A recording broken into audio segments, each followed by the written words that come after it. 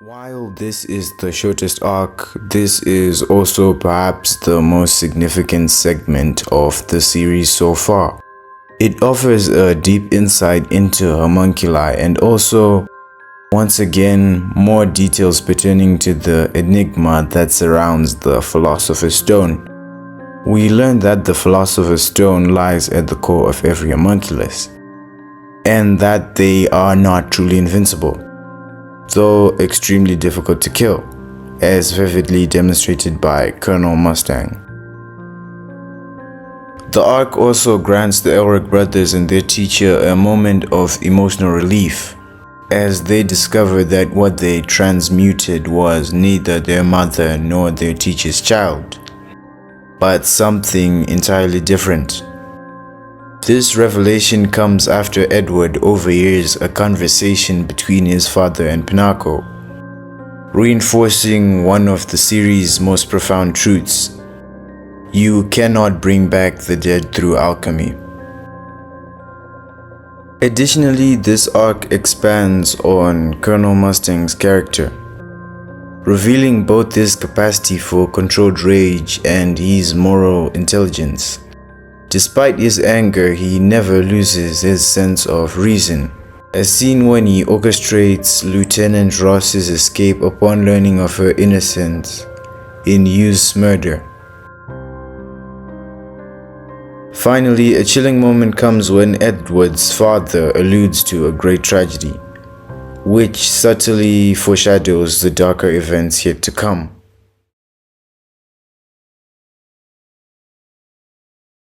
The central/political conspiracy arc, episodes 21 to 37.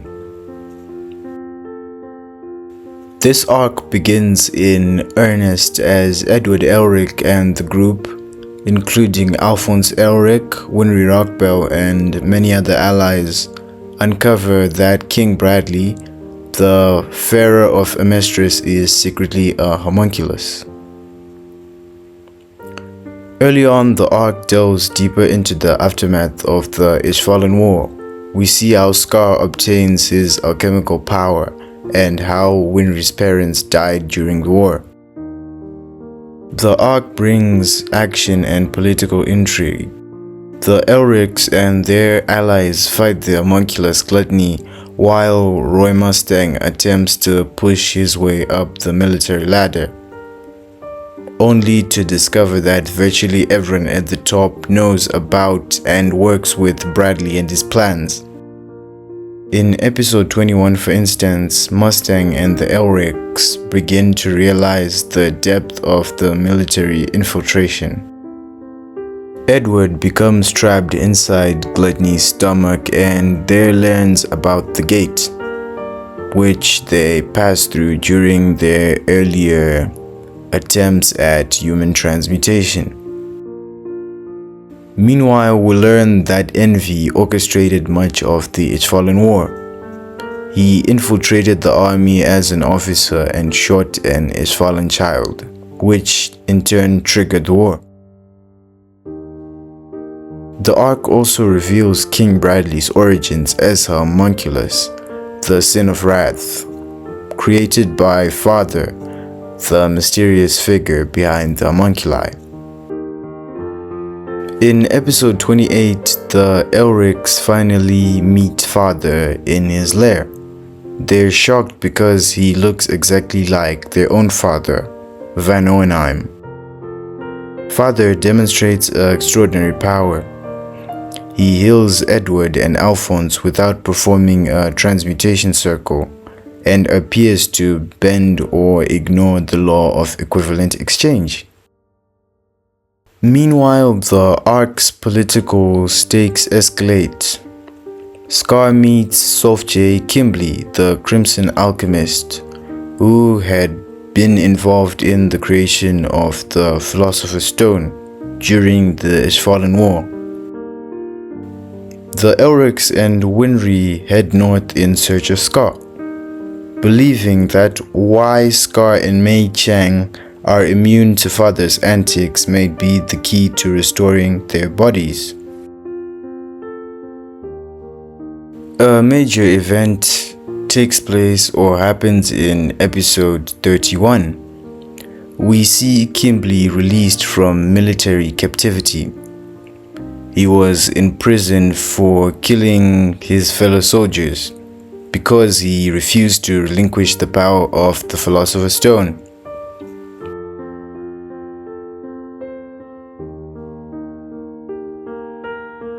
The North Region base of the army is attacked by the homuncular sloth, the tunnel digger, whose tunnels turn out, after careful deduction, to be part of a massive transmutation circle, one mirroring that which was seen under the fifth laboratory.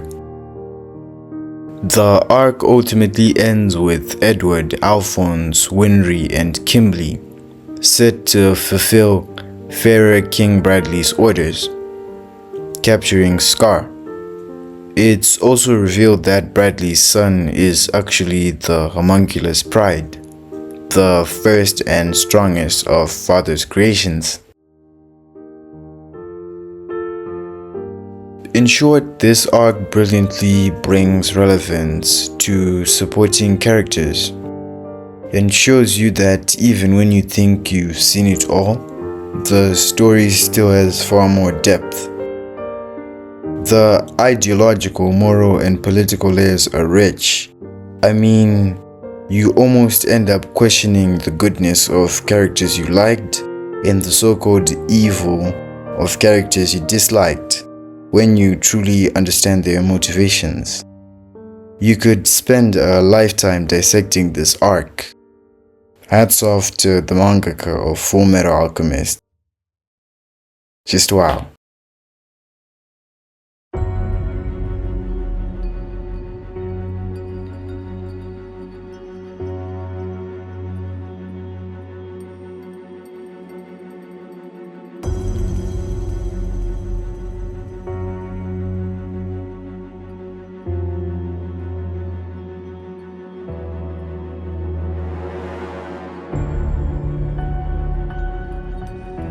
Serving as the final major arc before the climactic confrontation, the Brig/Northern Front arc acts as a bridge between discovery and destiny. It unites the scattered cast, soldiers, alchemists, rebels, and even former enemies under one single purpose: to stop the plans of Father and to take down the corrupt central regime from within. The tone becomes more urgent, yet it never loses sight of the emotional and philosophical depth that defines Full Metal Alchemist Brotherhood. The arc begins with Edward Elric choosing to set aside his hatred for Scar, realizing that cooperation is the only way forward. Edward acknowledges Scar's importance in deciphering the notes left by his late brother, notes pertaining to research in alchemy, which is the Chinese version of alchemy, and this might reveal a way to reverse the consequences of human transmutation. This alliance marks a turning point in Edward's journey, the moment when vengeance gives way to understanding and unity.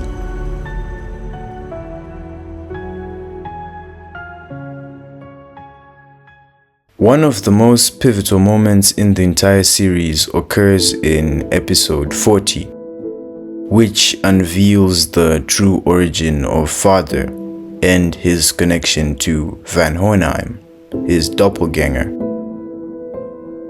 Through flashbacks, we learn that Father was once the dwarf in the flask, a homunculus created in the ancient kingdom of Xerxes. Manipulating the king's desire for immortality, the dwarf orchestrated a massive human transmutation ritual that wiped out the entire nation, transferring the souls of its citizens into a philosopher's stone. The ritual rendered both Hohenheim and the dwarf immortal. Hohenheim as a man burdened with the souls of the people of Xerxes, and the dwarf reborn as father, a being who embodied pure knowledge but no humanity. This revelation adds immense weight to the story, redefining both Hohenheim's guilt and father's ambition to surpass God. Meanwhile, Edward and his allies attempt to deceive Kimberly by staging Winry's kidnapping and fleeing northward with Scar. Kimberly, however, quickly sees through the ruse, leading to a brutal confrontation that leaves Edward gravely wounded. Refusing to give up, he uses part of his own life force to heal himself. With the aid from the Chimera soldiers, Darius and Heinkel, two former enemies who, through Edward's compassion, become loyal allies. This sequence highlights Edward's defining trait, his ability to inspire trust and goodness in others, even amidst violence and deceit. At Central, General Oliver Armstrong cements herself as one of the series' most brilliant tacticians.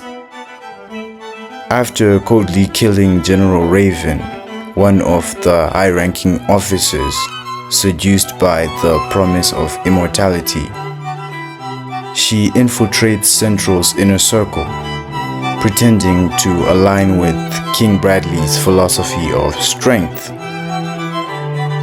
Her cunning allows her to send vital intelligence to Mustang's network, linking the Northern Resistance with the underground rebellion forming in Central. Simultaneously, Alphonse and his group deciphered the hidden message within Scar's brother's research, uncovering the existence of a colossal nationwide transmutation circle designed to counteract or undo the very consequences of human transmutation. This revelation reframes the conflict entirely. While Father prepares his grand act of control, the heroes quietly uncover the blueprint for liberation. Their confrontation with envy becomes the emotional embodiment of that truth. Once a master manipulator who thrived on lies and the suffering of others, envy is ultimately reduced to a trembling larval form, a visual and thematic stripping away of pride, deception, and false superiority. In that moment, evil is no longer grand or intimidating. It is exposed as hollow, fragile, and painfully small. One of the most emotional moments arrives in episode 44, when Alphonse reunites with Van Hohenheim in Reaux. In their heartfelt conversation, Hohenheim finally reveals the full truth about Xerxes, his immortality, and the nature of Father. It is both a confession and a reconciliation, a father's attempt to make peace with his son and his past. As alliances strengthen, the focus shifts toward Roy Mustang and General Grumman, whose partnership becomes instrumental in igniting rebellion from within the military. With the nation under Bradley's iron grip, direct confrontation is impossible. So Mustang and Grumman resort to subterfuge. Grumman, now stationed in the east, uses his political influence and intelligence connections to secretly coordinate with Mustang, who is working undercover within Central. Together they hatch a plan to strike a symbolic and tactical blow against the regime: the bombing of the train carrying King Bradley. Grumman's network arranges for explosives to be planted along the route, disguised as an accidental sabotage orchestrated by anti-government insurgents. The operation is executed with precision, and the train is destroyed in a fiery explosion, sending the military into chaos and temporarily removing Bradley from the board. Though Bradley survives the attack, proving his near superhuman resilience, the bombing achieves its true goal: destabilizing Central's leadership, buying time for Mustang's faction to move, and spreading confusion within the ranks. It also allows the public to believe that Bradley has been assassinated, further weakening the fear-driven hold the government maintains over the people. This strategic act marks the beginning of open rebellion, the moment when quiet resistance turns into revolution. Meanwhile, Greed continues his internal struggle between his desire for power and his rediscovered humanity. After the death of his comrade Baido, Greed's memories resurface and his conflict with Ling Yao reaches a breaking point. Ultimately, the two reach an understanding, a shared sense of purpose that leads to Greed, Ling, Edward, and the Chimeras forming an alliance of necessity. Their uneasy partnership reinforces one of the series' core themes: unity through imperfection and strength found in cooperation, even between former foes.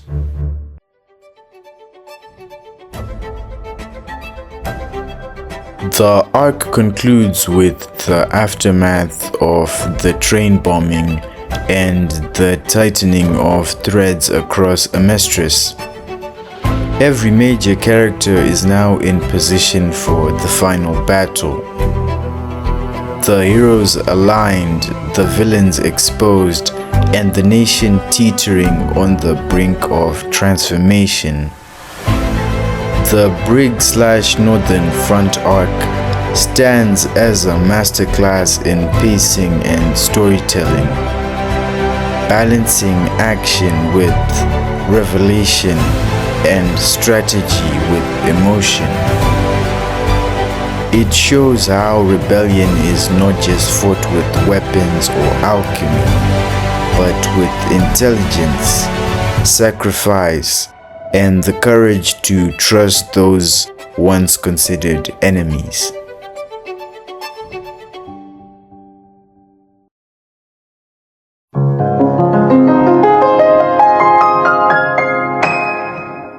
There's no such thing as a painless lesson. They just don't exist. Sacrifices are necessary. You can't gain anything without losing something first. Although, if you can endure that pain and walk away from it, you'll find that you now have a heart strong enough to overcome any obstacle. Yeah, a heart made full metal.